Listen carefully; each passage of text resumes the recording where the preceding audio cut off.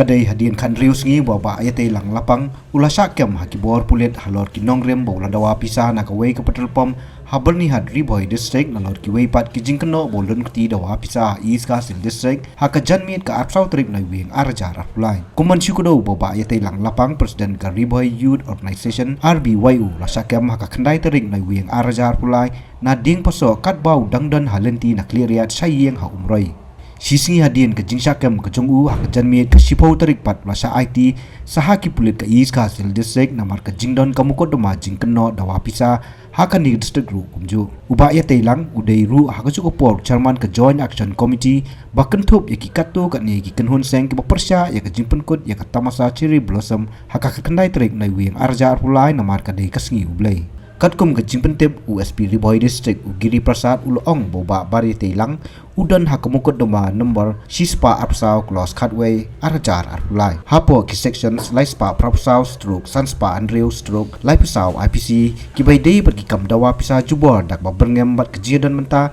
daki bungut hanongpo police station Laong boba ya telang ulasa ai dak notice southway a bat namar lakwa ya u hakawai kamukot ma jingkeno dawa pisah East Kasil kumta la IT ya u hanong ba silong ban penlong ya ke jingtoken hakajan miet ka arsantrip na wieng arjar pulai lapriang sngobha ya ke jingwan pai yang ke jong u dak kidkhot ka organization kumju kidkhot ka JC hakajiran lang kikmi kikpa ki bahayeng jong u nalor ki weipan kat hadu bapelai ya ke ni khubor ba bai telang lapang umpat tre ban kren ni kentho ye halor ka jingsa kem jong u namar ki dangdon ki benta ki hap ban pendam bar keyboard ka an